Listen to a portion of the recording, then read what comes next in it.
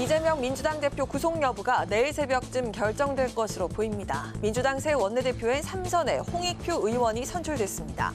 홍신임 원내대표는 이재명 대표와 함께 내년 총선에서 승리할 수 있는 동력을 만들어내겠다고 약속했습니다. 국민의힘 대선 공작 게이트 진상조사단이 대장동 허위 인터뷰 의혹과 관련해 민주당 내 친명계 의원들이 조직적으로 가담한 정황을 발견했다며 공세 수위를 높였습니다. 국민의힘은 다음 달 국감에서 관련 의혹을 철저히 파헤칠 방침입니다. 국회의장 직속 개헌자문위원회가 오늘 호남 제주권을 마지막으로 국민공감 개헌시민공청회를 마무리했습니다. 전국을 돌며 수렴한 국민 의견을 바탕으로 실현 가능한 개헌 논의에 박차를 가할 계획입니다.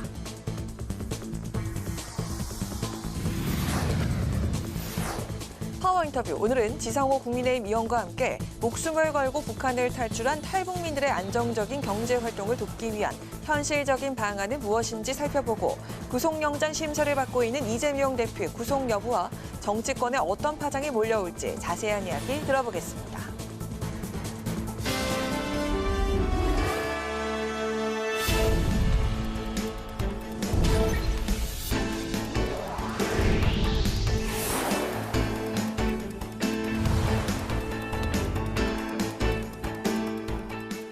여러분 안녕하십니까? 9월 26일 화요일 국회 라이브 6 시작하겠습니다. 더불어민주당은 오늘 그야말로 결전의 날이자 운명의 날을 보내고 있습니다. 새 원내 사령탑 세우기에 나선 민주당은 3선에 홍익표 의원을 선출했습니다. 단식 중단 후 회복 치료 중인 이재명 대표는 구속영장 실질 심사를 받기 위해 법원에 출석했는데요. 지난 대선 유력 후보이자 제1야당 대표에 대한 구속 심사인 만큼 관심이 집중되는 가운데 검찰과 이 대표 측의 치열한 공방이 벌어졌습니다. 김동희 기자입니다. 이재명 대표 체포동의안 가결에 책임지고 사퇴한 박광온 전 원내대표의 후임으로 홍익표 의원이 뽑혔습니다. 4선의 우원식 의원이 오늘 오전 당의 단합을 위해 단일 후보로 힘을 모으자며 불출마 선언을 했지만 선거는 김민석, 남인순, 홍익표 등 3선 중진 3파전으로 치러졌습니다. 상위 득표 후보 2명이 치르는 2차 결선 투표에서 홍익표 의원이 남인순 의원을 제치고 최종 선출됐습니다.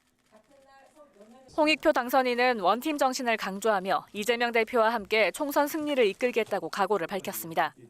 또 정부와 여당을 향해 태도 변화를 촉구했습니다. 제가 꼭 우리 민주당이 하나의 팀이 돼서 이재명 대표와 함께 내년 총선에서 승리할 수 있는 그런 힘을, 동력을 만들어내겠습니다. 국회에 대한 존중과 최소한의 어떤 지켜야 될 예의라는 것이 과연 지금 이 정부가 갖고 있느냐에 대해서 저는 매우 회의적입니다. 저는 정부의 태도 변화를 강력하게 요구합니다. 한편 이재명 대표는 구속영장 심사를 받기 위해 오늘 오전 10시경 서울중앙지방법원에 출석했습니다. 지팡이를 짚고 법정으로 향하는 동안 이 대표는 취재진의 질문에 답하지 않았고 별도의 입장도 밝히지 않았습니다. 증거인멸을 교사했다는 혐의에 대해 어떻게 방어하실 건가요? 이 대표는 백현동 특혜 의혹과 관련해 성남시에 손해를 끼친 배임 혐의와 쌍방울 대북 송금 의혹 관련 제3자 뇌물 혐의, 또 위증교사 혐의를 받고 있습니다. 이 대표 구속심사의 쟁점은 증거인멸 우려입니다. 검찰은 이화영 전 경기도 평화부지사가 진술이 바뀌었던 점과 검사 사칭 사건 재판 당시 통화 녹취록 등을 근거로 제시할 예정인 반면 이 대표 측은 증거인멸 우려는 꿰맞추기이며 관련 녹음도 전체 맥락은 사실을 있는 그대로 말해달란 취지였다며 반박할 것으로 알려졌습니다. 구속영장 심사 결과는 양측의 주장이 팽팽해 오늘 밤을 넘겨 내일 새벽에 나올 가능성이 높은 상황입니다. 이 대표가 구속되면 옥중 공천과 이 대표 사퇴 논란이 불거질 뿐 아니라 이 대표의 정치 생명에 악영향을 끼칠 가능성이 큰 상황. 하지만 영장이 기각되더라도 수사의 정당성에 문제를 제기할 수는 있지만 검찰이 불구속 기소를 할 것으로 보여 이 대표 사법 리스크가 해소되지 않을 걸로 보입니다. 때문에 법원 판단과 상관없이 민주당 내 혼란은 당분간 이어질 전망입니다. 국회 방송 김동희입니다. 제75주년 국군의 날 기념행사에 정부와 여당 인사들이 대거 참석했습니다. 윤석열 대통령은 북도발에 대한 강력한 대북 메시지를 내놨습니다. 여당의 대선 공작 게이트 진상조사단은 김만배 신앙님 허위 인터뷰 의혹에 민주당 내 친명계 의원들이 가담한 정황이 있다고 주장했습니다. 국민의힘 소식을 남수지 기자가 전합니다. 건군 75주년을 앞두고 윤석열 대통령과 김진표 국회의장 그리고 김기현 국민의힘 대표 등 여당 지도부가 대거 국군의 날 기념식에 참석했습니다. 이번 행사는 경기도 성남 서울공항과 서울 숭례문, 광화문 일대에서 진행됐는데 F-35A 스텔스 전투기 등 우리의 최첨단 군사력을 과시했습니다. 윤석열 대통령은 기념식에서 북 도발에 대한 즉각적 응징을 강조했습니다.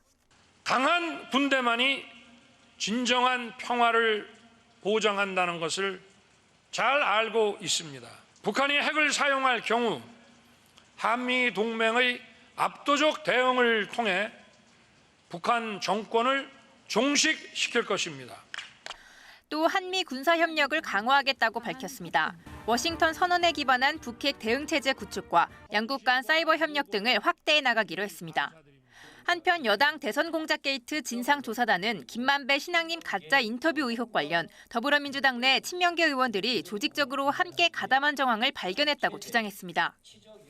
조사단은 2021년 9월 14일 이재명 대표가 대선 후보 경선 과정에서 대장동 사건 관련 긴급 기자회견을 연 다음 날 허위 인터뷰가 이뤄졌다고 주장했습니다.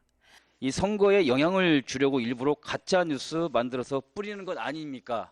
하면서 언론을 압박하기도 했습니다. 이 공교롭게도 바로 이 다음 날 김만배와 신앙님은 이어서 2021년 10월 박영수 특검의 부산저축은행 수사 당시 대장동 주임 검사가 윤석열 검사라는 보도가 나왔고 그 후 친명계 의원들이 각 상임위에서 조직적으로 이재명 대표의 대장동 사건을 덮기 위한 여론몰이를 했다고 주장했습니다. 당시 대검찰청 국정검사에서 친명계 의원들이 김호수 전 검찰총장에게 부산저축은행 사건에 대해 지속적 의혹을 제기하는 등 윤 대통령에게 대장동 의혹을 뒤집어 씌우려 했다는 겁니다. 진상조사단 측은 당시 친명계 의원들의 이런 움직임은 사전에 조직적 논의가 없었다면 가능했을지 의구심이 든다고 지적했습니다. 그러면서 이번 국감 기간에 관련 의혹을 철저히 파헤치겠다고 강조했습니다. 국회 방송 남수지입니다. 개헌절차법 논의를 위한 국민공감 시민공청회가 오늘 호남 제주 지역 일정을 마지막으로 마무리됐습니다. 토론에 참여한 전문가들은 현 시대에 맞춘 개헌 필요성에 대해 공감했지만 불체포 특권 폐지를 놓고는 의견이 엇갈렸습니다. 유지희 기자입니다. 개헌절차법 제정에 대한 국민 의견 청취를 위해 진행된 지역순회 공청회가 오늘 호남과 제주 일정을 마지막으로 마무리됐습니다. 개헌절차법은 개헌 과정에서의 국민 참여와 상시적 단계적인 개헌 절차를 도입하기 위한 법입니다. 토론회에 함께한 박상철 자문위원장은 국민 절대다수가 찬성하는 헌법 개정을 통해 근본적 개혁을 시도해야 한다고 말했습니다. 첫 발제자로 나선 임지봉 서강대 법학전문대학원 교수는 국무총리 후보 국회 복수 추천제와 대통령 임기 4년 중임제 변경, 국회의원 불체포 특권 폐지를 제안했습니다. 국민들을 위해서라도 국회의원이 스스로 이 불체포 특권을 개헌을 통해서 내려놓는다면 굉장히 국민의 정치 신뢰를 높이는 그러한 효과를 기대할 수 있지 않을까 하는 취지에서 국회의원의 불체포 특권 폐지를 건의드립니다. 다른 전문가들도 미래 세대를 위한 최소 개헌 필요성에 대해선 공감했지만 불체포 특권 폐지에 대해선 이견을 보였습니다. 불체포 특권은 민주주의의 보루이고 존폐 여부에 대해 국민적 합의를 도출해내기 어렵다는 겁니다. 불체포 특권은 민주주의를 지키기 위한 것입니다. 하지만 민주주의가 위험하지 않을 때 그것을 남발하면 오히려 민주주의가 위태로워지는 극약 처방입니다. 결론적으로 불체포 특권 폐지에 반대합니다. 공청회에서는 지방분권의 중요성과 자치입법권 도입이 함께 논의됐습니다. 자문위원회는 전국을 돌며 진행된 공청회에서 나온 국민 의견을 참고해 개헌절차법 제정에 박차를 가할 예정입니다. 국회 방송 유지입니다. 가습기 살균제 사태가 발생한 지 12년이 지났지만 피해자와 가해기업 간의 협상은 진전이 없는데요. 오늘 국회 환경노동위원회가 공청회를 열고 해결책 모색에 나섰습니다. 김동길 기자가 보도합니다. 지난해 가습기 살균제 피해 구제 조정위원회가 마련한 조정안에 옥시와 애경산업 등이 거부하면서 피해자 구제와 배보상 논의가 중단됐습니다. 오늘 공청회에 출석한 부동의 기업 대표들은 피해자와 합의한 이후 발생하는 피해 책임을 면하는 종국성을 문제 삼았습니다. 또 기업 간 분담 비율도 문제가 있다고 지적했습니다. 피해 금액 산정의 기초가 되는 자료의 제공을 수차례 요청드렸으나 결국 제공받지 못하여 조정안의 적정성과 기업 간 배분의 합리성에 대하여 전혀 검증할 수가 없었습니다. 피해자 단체들은 가해 기업들의 행태에 대해 비판의 목소리를 높였습니다. 하지만 조정위의 조정안에 대한 입장은 엇갈렸습니다. 가해 대기업들, 살인 가해 대기업들이 말하는 종국성은 지금 12년 전 특별법 이전으로 돌아가자는 거잖아요. 국내 대기업들, 살인 대기업들, 이 기업들만 좋은 조정위는 진짜 결사 반대합니다. 위원회에 참석한 가해 기업 중에 현 조정안을 수용하는 기업이라도 우선적으로 개별 합의할 수 있도록 제안합니다. 여야 의원들은 기업의 사회적 책임을 당부했습니다. 또 정부를 향해서는 적극적인 중재 노력과 특별법 개정 등 해결책 마련을 촉구했습니다. 한편 환노위는 오늘 전체 회의에서 미세먼지 저감 조치 요청 대상을 민간 배출 시설로 확대하는 내용의 미세먼지 저감 관리에 관한 특별법 개정안 등 18개 법률안을 처리했습니다. 국회 방송 김동길입니다.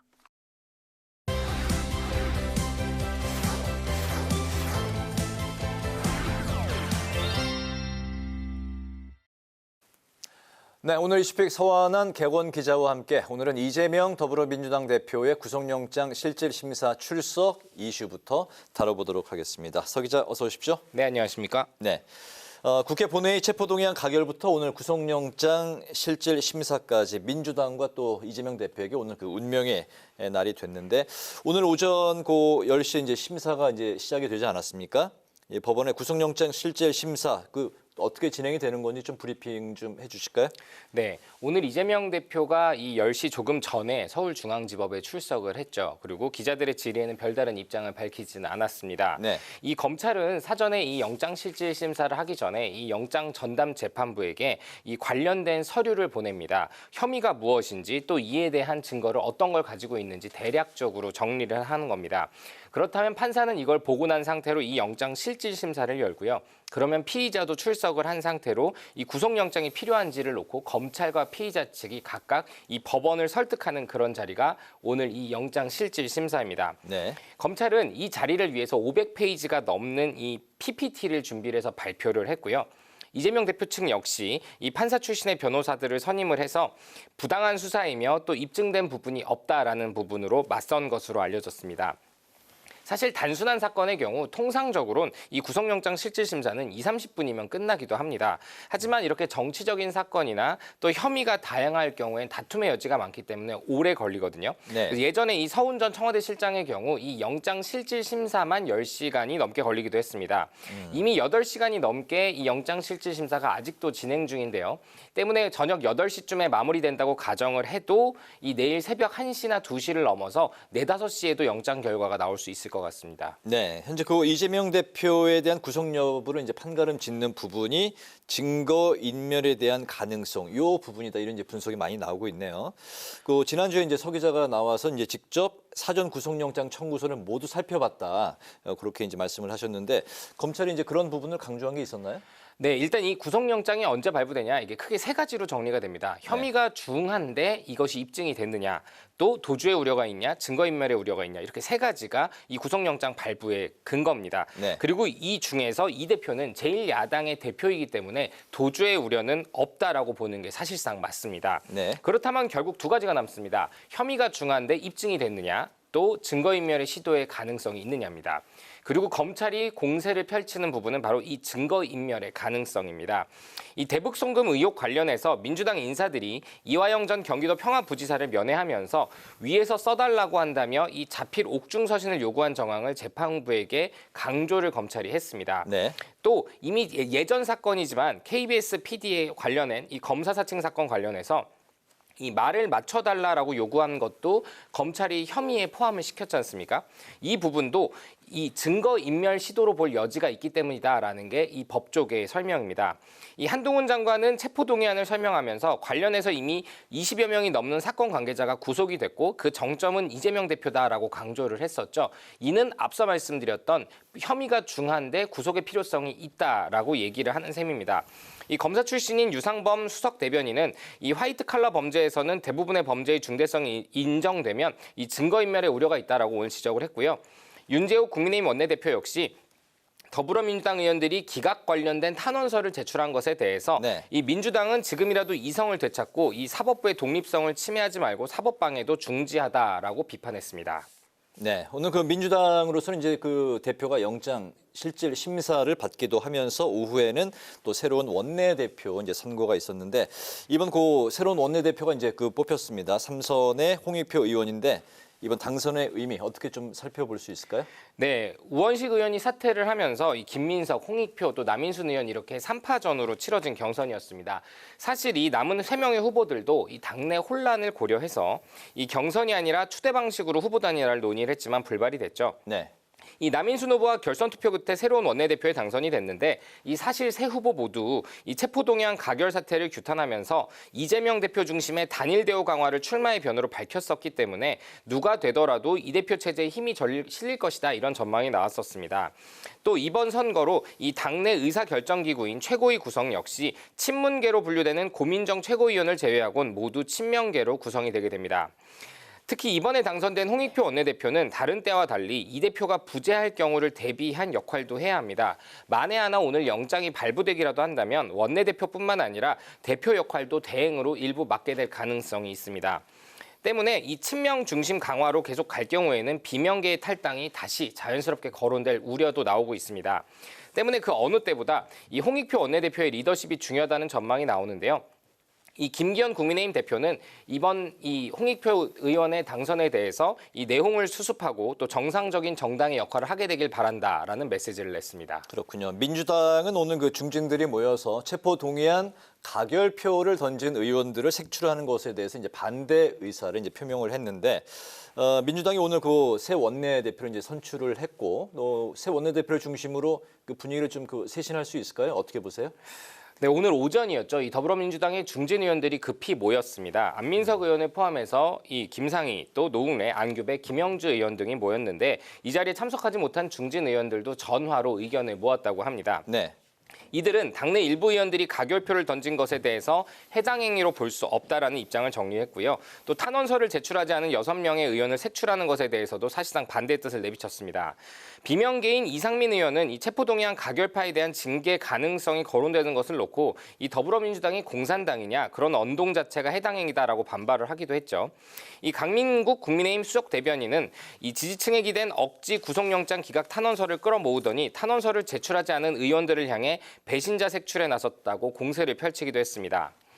벌써부터 이재명 대표의 이 옥천 공천 가능 여부를 얘기하는 것부터 시작을 해서요. 이 원내대표의 후보를 내지 않은 비명계의 움직임 전망에 대해서 여러 얘기가 나오고 있는 것은 사실입니다. 네. 하지만 이 한 정치권 관계자가 저에게 어떤 얘기를 했냐면 지금은 이 한치 앞을 전망하는 것이 무의미한 상황이다라고 얘기를 했거든요. 네. 적어도 오늘 이 영장 결과가 나온 뒤, 즉 오늘 자정이나 내일 새벽까지는 일단 이 정치권의 흐름을 지켜보는 게 맞는 것 같습니다. 그렇군요. 오늘 이슈픽은 여기까지 듣도록 하겠습니다. 서완한 객원 기자와 함께했습니다. 수고 많았습니다.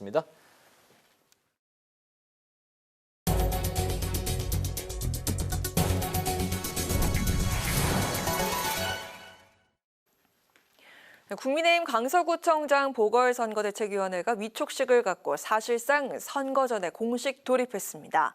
국민의힘은 김 후보 선대위 상임고문에 안철수, 권영세 의원과 나경원 전 의원 등 중진 의원들을 대거 합류시켰습니다. 또 충청도 출신이 많은 강서구의 특징을 감안해서 충청 지역 출신의 정우택, 정진석 의원을 명예공동선대위원장으로 내세우는 등 메머드급 선대위를 구성한 국민의힘은 표 결집에 주력할 방침입니다. 더불어민주당은 국민의힘의 강서구청장 보궐선거 선대위 구성에 윤석열 대통령의 특명을 받아 김태우 구하기에 국민의힘 의원들이 총동원됐다고 비판했습니다. 민주당은 논평을 통해 강서구청장 보궐선거가 꼼수 특혜 사명과 용산 함영 공천이라는 무리수를 정당화하기 위한 시험장으로 변질되고 있다며 이같이 주장했습니다. 이어서 집권 여당이 지금 총력을 기울일 곳은 강서구청장 보궐선거가 아니라 나락으로 떨어지고 있는 민생과 경제라고 지적했습니다. 환자 안전을 향상시키기 위해 예비 간호사의 교육 상황을 공유하고 발전 방향을 모색하기 위한 토론회가 국회에서 열렸습니다.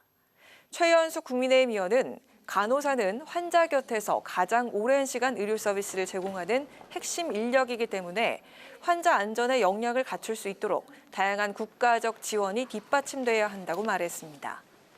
이원 중앙대 교수는 발제를 통해 환자 안전 관련 최신 현황과 임상 사례가 포함된 교육 콘텐츠를 개발하고 연수 프로그램을 제공하는 등 관련 기관과 정부 차원의 노력이 이어져야 한다고 강조했습니다.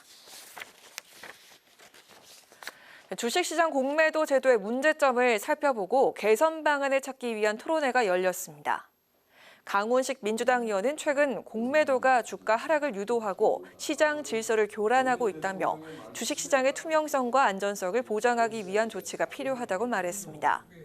정의정 한국주식투자자연합회 대표는 발제를 통해 공매도를 99%가량 점유하고 있는 외국인과 기관의 허들을 높이는 것이 중요하다며 개인과 외국인 그리고 기관의 공매도 상환 기간과 담보 비율을 통일해야 한다고 강조했습니다.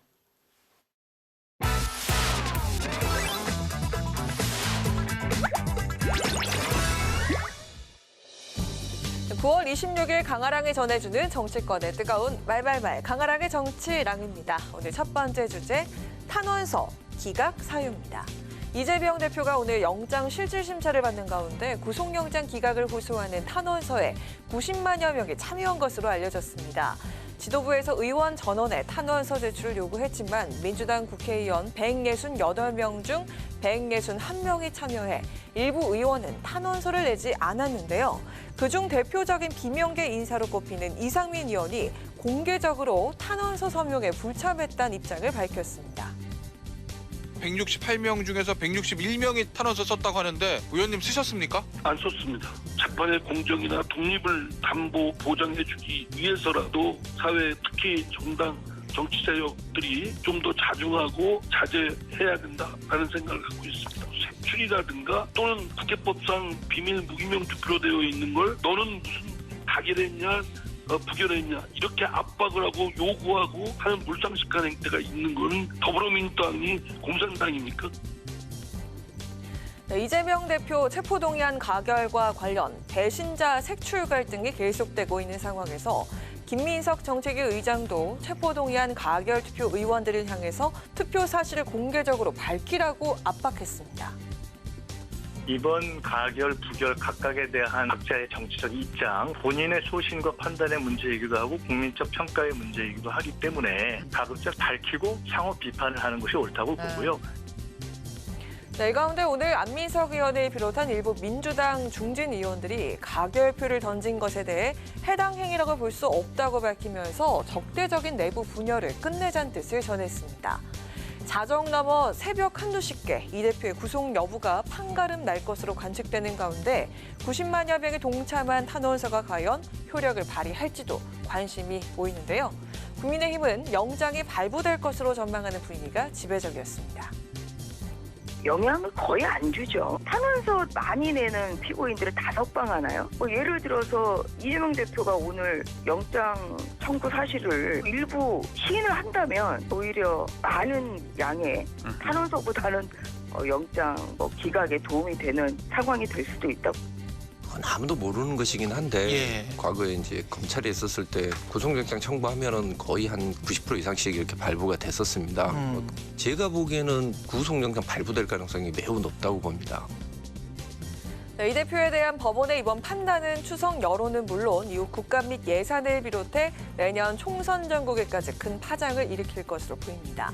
민주당의 운명이 달린 사법부의 결정에 귀추가 주목됩니다. 두 번째 주제. 호화 선대입니다. 국민의힘이 강서구청장 보궐선거에 총력을 다하는 모습인데요. 오늘 선대위 출범식을 열고 안철수 의원, 나경원 전 의원, 권영세 의원에 이어서 정우택 국회 부의장과 정진석 의원이 명예 공동선대위원장을 맡는 등 그야말로 대선급 호화 선대위가 꾸려졌습니다. 또 안철수 대표가 수도권에는 중도층에서 지지를 많이 받습니다. 그래서 이제 강서구에 가서 이제 하는 거에 대해서 찬성을 했고 하라고 그랬고요. 강서구에 충청도 분들이 많습니다. 그래서 정우택 이분은 이제 충청북도 중진이고 그렇죠. 정진석이 형 충청남도 중진. 이분들이 이제 명예선대위원장을 갔는데 이기게끔 만들어야 됩니다. 네, 이와 같은 메머드급 선대위 구성에 일각에선 이른바 공천 보장용 아니냐는 의구심이 제기되기도 했습니다. 내년 공천에서 안철수 의원은 분당갑 그대로 지키는 거고 나경원 전 의원도 수도권에서 공천 받는 걸로 이해를 해도 되는 겁니까? 굉장히 그 상상력이 뛰어나시고 논리적 상상력이네요. 근데 기본적으로 안철수 의원이 갖고 있는 중도에 대한 표심 이 부분은 분명히 있습니다. 나경원 의원 또한 거기 있는 강서구에 있는 화곡 중고등학교가 나경원 의원 집안에서 하던 그 재단입니다. 그래서 그만큼 지역에서 영향력도 있으시고 그분들이 거기서 역할을 보여준다면 당연히 그분들 정치적 입지도 강화되지 않겠습니까?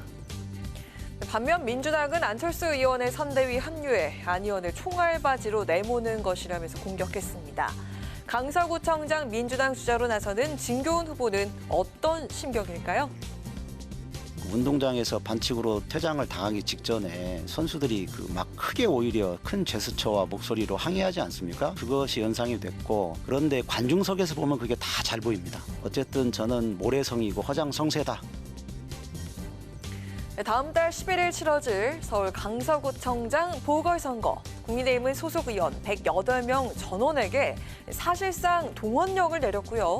민주당은 지도부는 물론 당 원로까지 선거 지원에 나서는 등 여야가 앞다퉈 총력을 기울이고 있습니다. 6개월 전 미리 보는 총선 전초전에 관심이 집중되고 있습니다. 지금까지 강하랑의 정치랑이었습니다.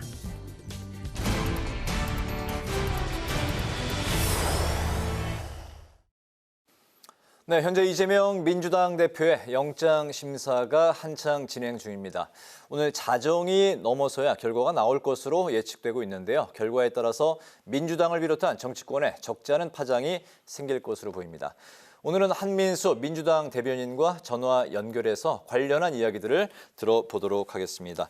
대변인님 안녕하십니까? 안녕하세요. 네, 안녕하십니까? 한민수입니다. 네, 오늘 그 민주당은 원내대표 이제 그 선출이 있었는데 3선에 홍익표 의원이 선출이 됐습니다. 이제 원내대표가 이제 그 직후에 원팀을 강조했고 또 대표와 이제 영장 심사가 있는 날 같은 날 선거가 있었기 때문에 마음이 불편했다 이런 이제 심경을 토로했는데 선거 결과에 대해서 현재 그 당내 분위기가 어떻습니까? 예, 오늘 이제 말씀하신 대로 홍익표 새 원내대표가 선출이 됐고요. 네. 홍익표 원내대표는 당내 그 가장 큰 연구 모임이라고 할 수 있는 의원들 모임인 더 좋은 미래 창립 멤버도 하셨고 예전에 이제 김근태 장관님이 하셨던 민평연계 거기에 대표도 하셨기 때문에 당내 의원들로부터 많은 지지도 받고 그다음에 교감도 나누고 있는 분입니다. 그리고 되자마자 이재명 대표와 함께 총선 승리를 하겠다는 말씀을 하셨습니다. 저는 이제 무엇보다도 이번에 이제 그 박강원 전 원내대표 사퇴 후 닷새면에 치러졌는데 당이 빠르게 수습되고 좀 단결되는 계기가 될 거라고 봅니다. 그 앞서가지고 원내대표 선거 전에 후보자들이 합의문이라는 걸 냈습니다. 합의문을 냈는데 이것도 상당히 이례적이긴 하죠. 거기에서 민주당과 이재명 대표를 지키고 윤석열 정부의 폭정에 맞서서 민주주의 후퇴를 막아내겠다 하면서 당선자를 중심으로 분열 없이 이렇게 화합 정신에 따라 내년 총선 승리를 하겠다는 말씀들을 하셨거든요. 합의문까지 밝혔기 때문에 이번 원내대표 선거가 의원들 그리고 우리 당을 단합시키는 계기가 될 것으로 기대하고 있습니다. 네, 일단 그 이재명 대표 구속 여부가 오늘 자정 넘어서 판가름이 날 것으로 보이는데 일단 구속 여부에 따라서 민주당도 검찰도 상당한 타격이 예상이 되고요. 또 그 이후 결과도 어떻게 예상하시는지 그리고 결과에 따른 민주당의 앞으로 공식적인 좀 플랜이 있을까요? 어떻습니까?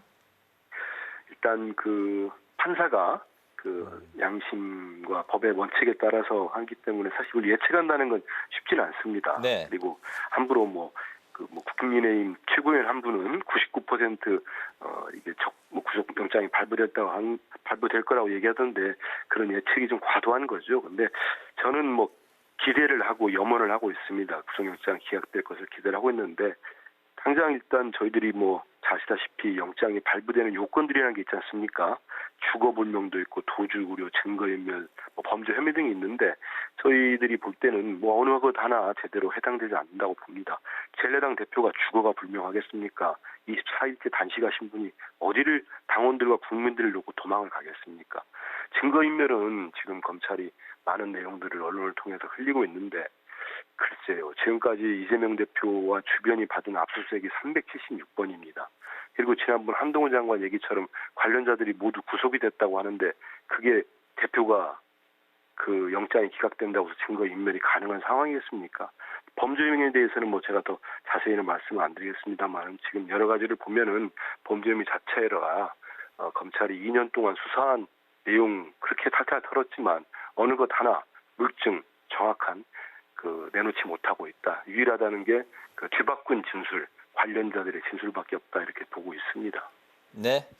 오늘 체포동의안 가결표 색출과 관련된 갈등이 민주당 내에서 그동안 계속돼 있었는데 오늘 당의 중진들이 가결표를 던진 의원들을 해당 행위로 볼 수 없다 이러면서 이제 분열을 막자고 목소리를 높였습니다.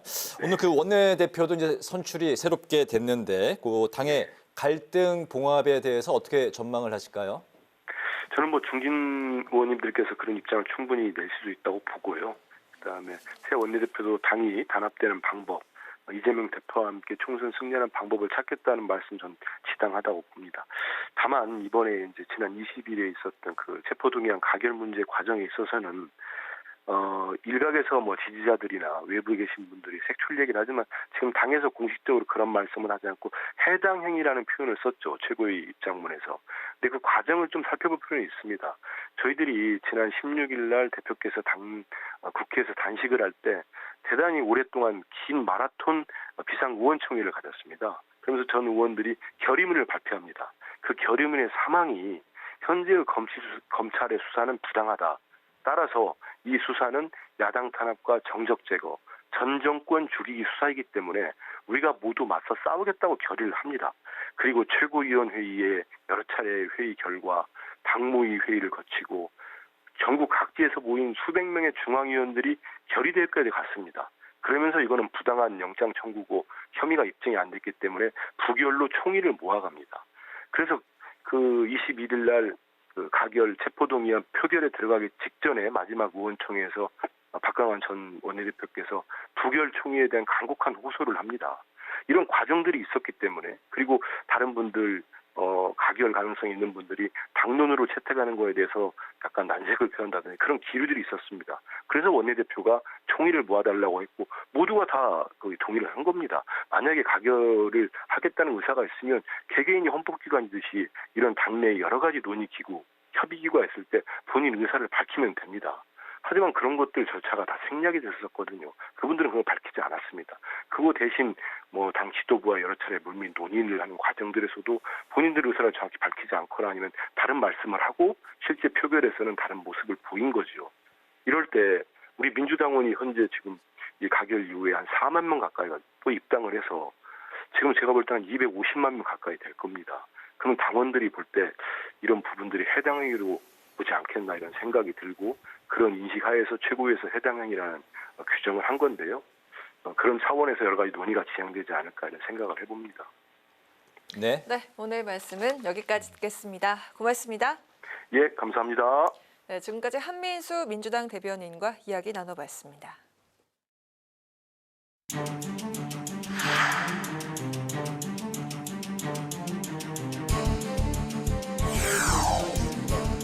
첫째, 전문적이고 참신한 인물, 그리고 소외계층의 당선을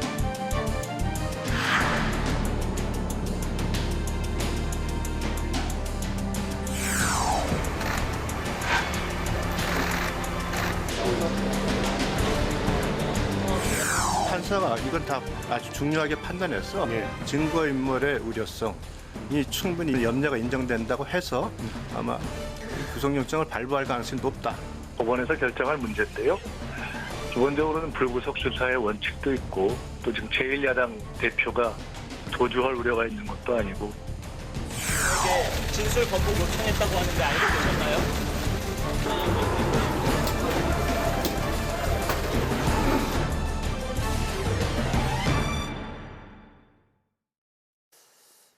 네, 탈북민의 안정적인 사회 정착을 위해서 다각도로 돕고 계신 분입니다. 이번엔 탈북민이 경제적인 어려움으로 위험에 처하는 일이 없도록 보호하는 법안을 대표 발의하신 분인데요. 지성호 국민의힘 의원을 모시고 관련한 자세한 이야기를 들어보도록 하겠습니다. 의원님 어서 오십시오. 반갑습니다. 어서 오세요. 안녕하세요. 안녕하십니까. 네, 오늘 가장 첨예한 정치권의 이슈는 단연 민주당 이재명 대표에 대한 이슈인데 관련한 이야기는 인터뷰 좀 뒷부분에서 나누기로 하고 오늘 국군의 날 기념 행사가 있었는데 현장에서 직접 지켜보셨다고요? 예, 그렇습니다. 소감이 좀 어떠셨을까요? 간단히 좀 들어볼까요? 사실은 제가 북한에 평양 한 번도 못 가본 탈북민이고 네.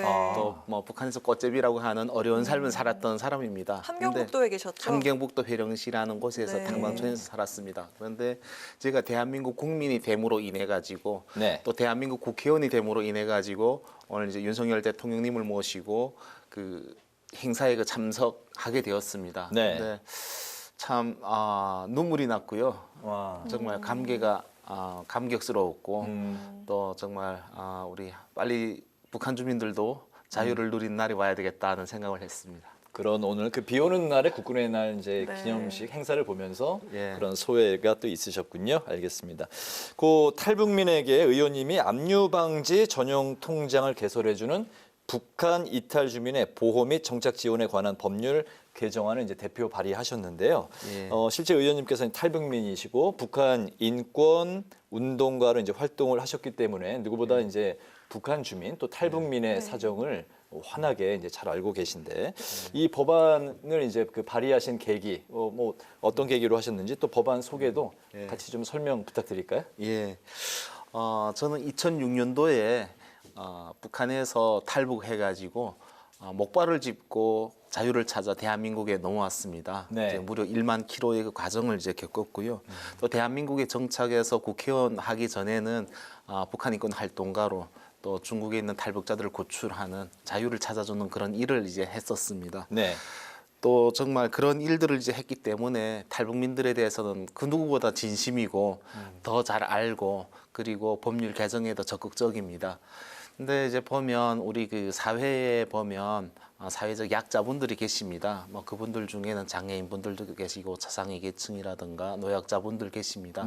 근데 우리 사회가 그분들이 살아가는 데 있어가지고 아주 기본적으로 살아가야 되는 것에 있어가지고는 보호해주는 시스템이 있는데 그것이 이제 2011년도부터 이제 도입이 됐습니다. 압류 방지 통장을 이제 만드는 것입니다. 그래서 기초생활수급자들에 대해서는 그것을 이제 압류하지 못하도록 최소한의 제도로 장치를 만들어 놨는데요.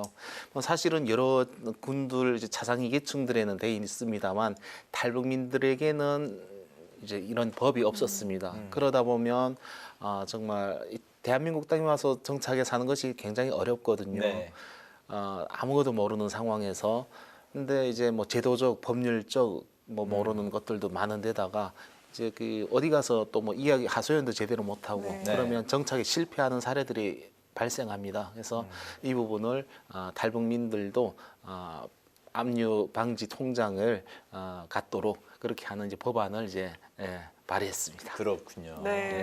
의원님께서도 정말 머나먼 길을 목숨을 걸고 또 목발을 짚고 국경을 넘어오셨는데 실제로 목숨을 걸고 탈출하신 탈북민을 위해서 지원이 되는 이 정부에서 지급되는 정착금이 어느 정도 수준이 되는지 궁금하고요. 또 그중에서 또 탈북 브로커가 있지 않습니까? 이 브로커가 가져가는 금액이 아주 상당하다라고 알려져 있는데 실제로 어느 정도인지 좀 들어볼까요?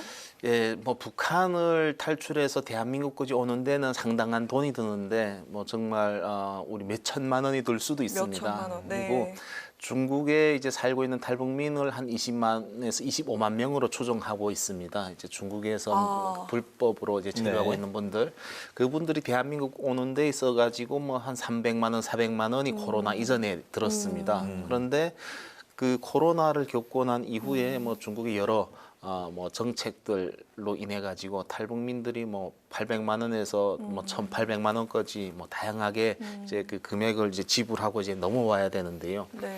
사실은 와서 그러면 빚을 갖고 이제 생활할 수밖에 없는 것입니다. 그렇네요. 왜냐하면 탈북민의 초기 정착금이 900만 원입니다. 아. 근데 900만 원을 1년에 나눠서 4분기에 나눠서 이제 줍니다. 그러면 그 돈 가지고 살아야 되는데 사실은 브로커 비용을 내게 되면 우리 아주 더운 여름에 에어컨을 살 수가 없는 거죠. 돈이 없으니까. 네.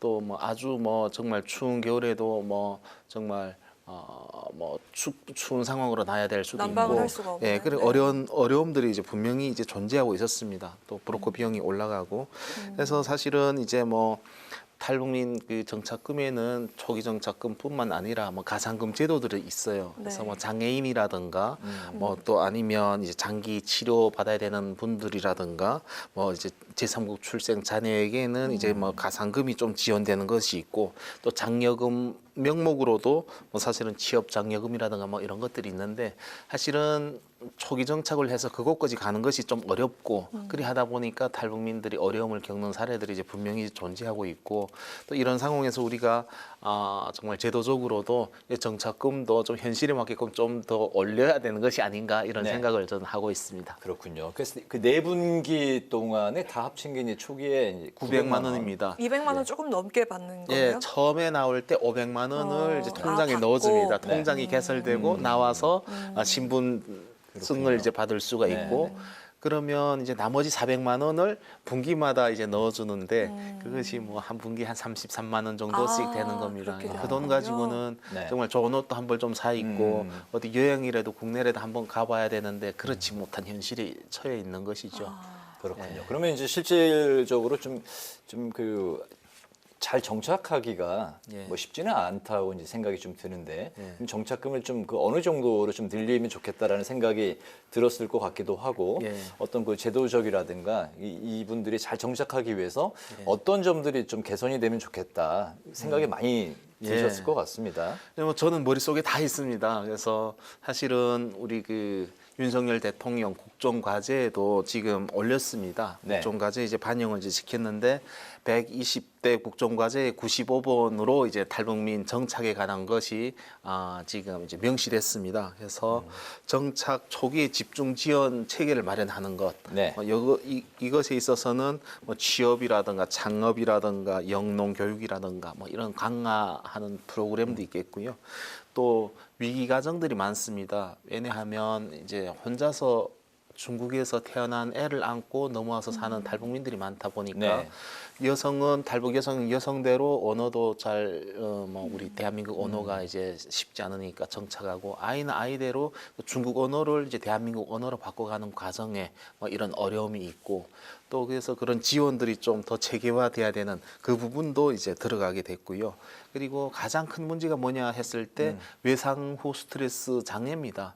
PTSD라고 하죠. 네. 근데 그것이 왜냐하면 북한 체제에서 남는 자체가 스트레스가 굉장하고 목숨을 거는 탈북을 하는 그 자체에서 겪는 트라우마가 심각하고요. 또 특히 뭐 중국에 있는 사는 탈북 여성들은 원치 않는 결혼을 하는 분들이 이제 많다 보니까 또 그런 이제 트라우마가 있습니다. 치료가 돼야 되는데 심리 치료가 또 필요하겠군요. 그게 이제 제대로 되지 않은 상황에서 사회로 나오다 보니까 어려움을 겪죠. 그래서 이 부분에 있어가지고 트라우마 치료를 이제 하기 위한 전문적인 이제 기구를 이제 만들어야 된다. 그리고 또 마지막으로는 탈북민들이 어려워하는 것이 법에 대한 무지입니다. 네. 그 북한은 이제 법이 있긴 하지만 그것이 이제 도서관에 있는 것이 아닙니다. 책방에 있는 것이 아니고 해석하는 사람들이 그 테이블에 있고, 그러다 보니까 권리를 모르고 그 사람들의 해석에 따라 가지고 죄가 아닌 것도 끌려가서 고통을 당하고 이렇게 합니다. 그러다 보니까 법률 의식이 이제 약하죠. 그러다 보면 우리 사회에 이제 노출되는 여러 범죄에 노출될 수도 있고, 뭐 사기라든가 어려움에 노출될 수도 있고, 그래서 이 부분도 이제 정말 제대로 시스템화해야 되는 이것을 지금 이제 넣었는데, 더 나가서 제가 드리고 싶은 말씀은 탈북민의 정착금 900만 원 가지고는 너무 부족하다. 한 1,200만 원 정도는 이제 줘야 된다는 생각이 들고요. 또 이제 시스템에 있어서 6개월은 트라우마 치료를 해줘야 된다. 최소한 네. 평생에 갈 수 있는 것인데 또 한 6개월은 자기가 어떤 직업을 갖고 싶은지, 어떤 적성을 갖고 있는지, 그리고 뭐 자기를 알아가는, 그리고 회사 이제 그 상사와 뭐 직원과의 관계라든가 그런 매너라든가 이런 것을 배우는 부분이 분명히 필요한데 그것을 다 생각한 상태로 나가서 우리는 자유의 땅에 왔으니까 이제는 행복하게 사세요. 네. 이제 여기서는 행복하게 살면 됩니다. 근데 네. 여러 어려움들이 어찌 보면 뭐 자유민주주의 시스템을 적용하는 외국에서 온 외국인 노동자보다도 권리 의식을 찾아가는 데 있어서는 더 부족한 때가 있는 거죠. 그래서 초기 지원을 해야 된다 네. 생각하고 있습니다. 잘 알겠습니다. 네, 오늘 나오셨으니까 중대한 현안도 또 이야기를 좀 해볼까 하는데 자, 이재명 대표가 현재 그 법원에서 구속영장 심사를 네. 받고 있는 상황입니다. 이 제1야당 대표가 구속 심사에 출석한 건 이 헌정사 사상 처음이죠. 범죄 혐의 소명 정도 그리고 구속의 필요성 정도를 놓고서 치열한 법정 공방을 현재 벌이고 있는 상황이고 구속 여부는 오늘 자정을 넘긴 새벽쯤에 결정이 될 것으로 그렇게 전망이 되고 있는데 자, 의원님께서는 어떤 결과가 나와야 한다고 생각하시는지요? 사실은 뭐 법원에서 합리적이고 공정한 결정을 내릴 것이라고 봅니다. 뭐 제 의지가 이제 네. 중요한 건 아닌 것 같습니다. 이러한 연장선에서 만약 구속이 된다면 그렇게 된다면 법원이 그 필요성을 인정했기 때문이라는 이제 그 이야기가 되고요. 그 필요성은 아마도 뭐 증거 인멸을 할 수 있는 그런 부분이 아닐까 하는 생각이 이제 듭니다. 근데 또 과거 이재명 대표는 이명박 박근혜 전 대통령을 향해서 증거인멸 우려만 있어도 구속을 해야 한다는 취지 발언을 한 바 있기 때문에 만약 그런 논리라면 이재명 대표 본인도 구속 수사를 받는 것이 타당하다고는 생각합니다. 더불어 구속이 되든 불구속이 결과가 나오든 어떻게 되든 간에 민주당은 이제 내로남불이라는 또 이어지는 논리를 그만해야 되지 않을까 하는 생각을 합니다. 네, 지난 2일 대중국 의회 간의 연합체 그 IPAC 정상회의에 참석을 해서 탈북민 강제 북송 저지를 호소하는 그런 연설을 또 하셨잖아요. 정말 그 여러모로 활발한 활동하고 계신데 남은 임기 동안 좀 해결하고 싶으신 과제가 좀 있으실까요? 뭐 사실은 사람의 생명보다 더 중요한 것은 없습니다. 그래서 제가 이제 그 자리에 이제 초대받아갔지만 사실은 저의 스토리보다는 2,600명 북송되게 된 사람들에게 초점을 맞춰가지고 거의 호소를 했습니다. 근데 그 당시 제가 섰던 마음은 정말 우리 대한민국 국민의 대표로서 국회의원으로서 정말 도움을 요청을 해야 된다는 상황이 조금 마음 아프기도 했고 또 분단 국가인 것도 이제 실감이 났고요. 또 어찌 보면 2,600명의 북한 주민들도 헌법상 우리 국민입니다. 그래서 사실은 그 연설에 있어가지고 그 호소가 더 나가서는 정말 마음 같아서 무릎이라도 꿇고 이제 애원하고 싶을 만큼이었는데 국회의원이라는 신분과 이제는 또 북한 인권 활동가 피해 당사자라는 신분이 엄청 이제 머릿속에서 이제 공존을 했습니다. 그럼에도 불구하고 그들에게 정말 간절하게 이제 호소를 했고 28개 나라 의원들이 각국에 돌아가서 탈북자가 북송되지 않도록 각국의 정부에게 이야기해가지고 내년 행사 이제 그 총회에서 그것을 이제 공식화 이제 할 수 있도록 그 보고할 수 있는 그 결의문이 있습니다. 근데 결의문에 이제 만장일치로 됐고요. 그 참석하는 의원이 240여 명인데 그 중에 한 분이라도 이제 그 반대 의견을 내면 결의문에 담길 수가 없었습니다. 근데